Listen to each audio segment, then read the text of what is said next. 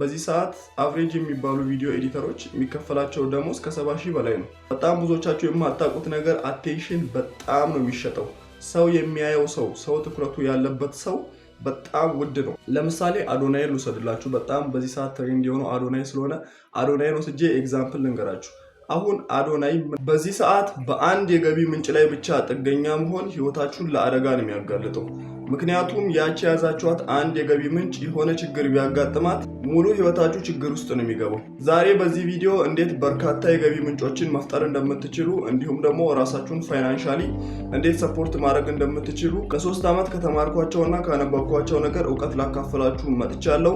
እኔን ለማታውቁኝ ኪሩቤል ግርማ እባላለሁ። ኮንተንት ክሬተር እና ሐዋሳ ውስጥ ረን የማደርገው ማርኬቲንግ ኤጀንሲ አለኝ። ይሄ ቻናል ይጠቅመናል ብላችሁ የምታስቡ ከሆነ አሁኑኑ ሰብስክራይብ አድርጋችሁ ቪዲዮን እስከ መጨረሻው ማየታችሁ እንዳትረሱ። እንዴት ብዙ የገቢ ምንጮችን እንፍጠር ከሚለው በፊት ለምን አንድ የገቢ ምንጭ ብቻ አደገኛ እንደሆነ ልንገራችሁ። አብዛኛው ሰው በአንድ ደሞዝ፣ በአንድ ንግድ፣ በአንድ የገቢ ምንጭ ላይ ብቻ ጥገኛ ይሆናል።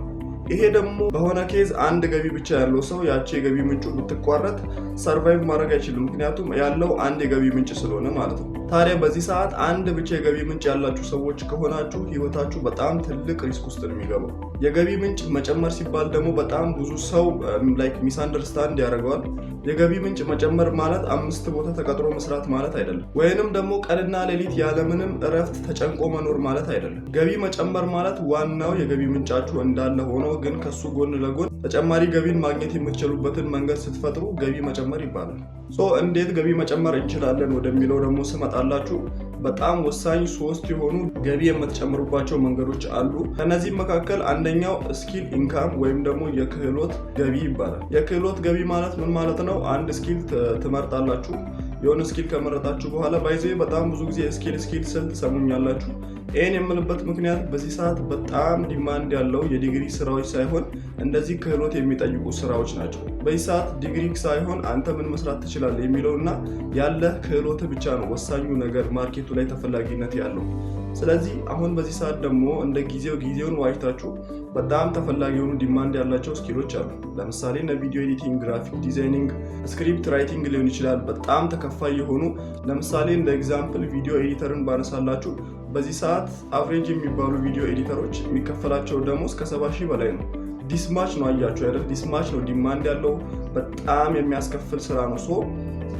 ይህን ክህሎት ወይም ስኪል ለመማር 12 ዓመት ገብታችሁ መማር አይጠበቅባችሁም። እንደዛኛው ትምህርት ወይም ደግሞ ዩኒቨርሲቲ መግባት አይጠበቅባችሁም።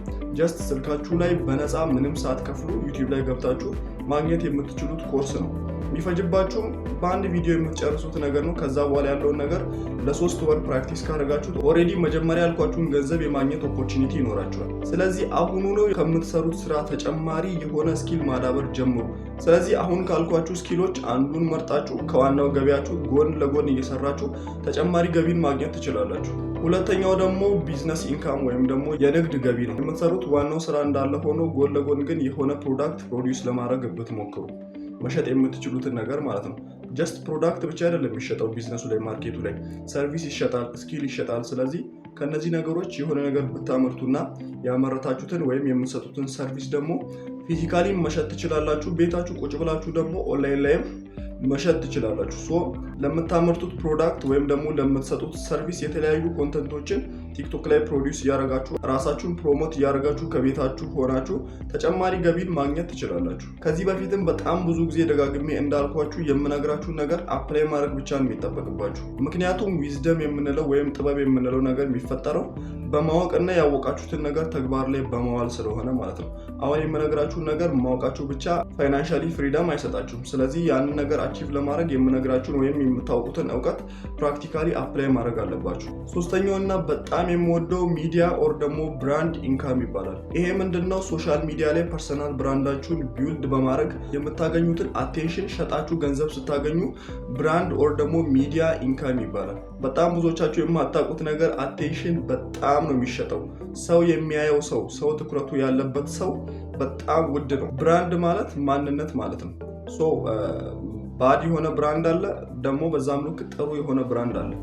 ሶ ብራንድ ማለት ፐርሰናል ብራንድ ማለት አንድ ሰው ወይም ለምሳሌ አዶናይን ብንወስደው አዶናይ በተከታዮቹ ዘንድ ያለው ማንነት ወር ደግሞ ኦዲየንሱ እሱን በምን አይነት መልክ ነው የሚያየው የሚለው ብራንድ ይባላል። ሶ ያን ፐርሰናል ብራንድ በጥሩ መልኩ ስለገነባው ለምሳሌ ጥሩ መልካም ድርጊቶችን በማድረግ የተለያዩ ቻሪቲዎች ላይ በመሳተፍ በጣም ብዙ የሆኑ ጥሩ ነገሮችን በመስራት በሰው ልብ ውስጥ የመልካምነትን ብራንድ ስለቀረጸ ኦሬዲ በጣም ብዙ ሰው ይወደዋል ወር ደግሞ አቴንሽን አለው አይደል? በጣም ብዙ ሰው ያያል። በቀን ውስጥ በጣም ብዙ ቪዲዮዎችን ፖስት ያደርጋል እና ሁሉም ቫይራል ነው የሚወጡት። ይሄ ቫይራሊቲ ማለት በራሱ በጣም ብዙ ሰው አቴንሽን አድርጓል ማለት ነው ያ ቪዲዮ ላይ።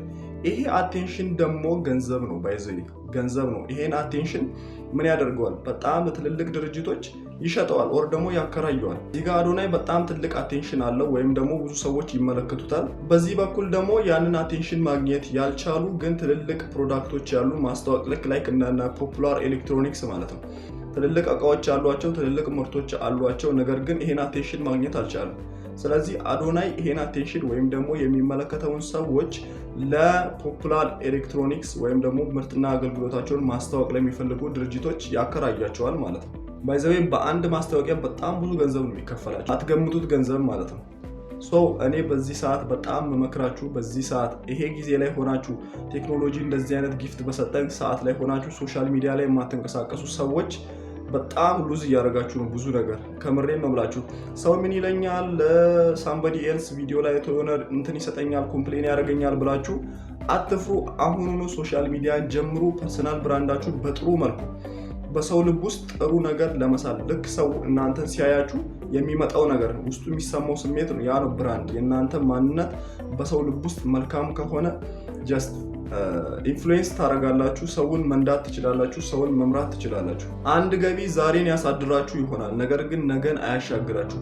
ስለዚህ አሁን ያልኳችሁን ነገሮች አሁኑኑ አፕላይ አድርጋችሁ ተጨማሪ ኢንካም ስትሪሞችን ወይም ደግሞ የገቢ ምንጮችን ፍጠሩ። ግን እንደው በጣም እንዳልጀምር ሶሻል ሚዲያ እንዳልጀምር ወል ደግሞ ስራ እንዳልጀምር እንዳልንቀሳቀስ ያደረገኝ ትልቅ ችግር አለ የምትሉ ከሆነ ኮመንት ላይ ጻፉልኝ፣ ገብቼ አይቼ ለሱ መፍትሄ የሚሆን ቪዲዮ በቀጣይ ለቅላችኋለሁ። ይህ ቪዲዮ ደግሞ እንደተመቻችሁ ምንም ስለማልጠራጠር አሁኑኑ ሰብስክራይብ እና ላይክ ማድረጋችሁን እንዳትረሱ። ቀጣይ በጠቃሚ ቪዲዮ እስክንገናኝ ድረስ መልካም ሳምንት።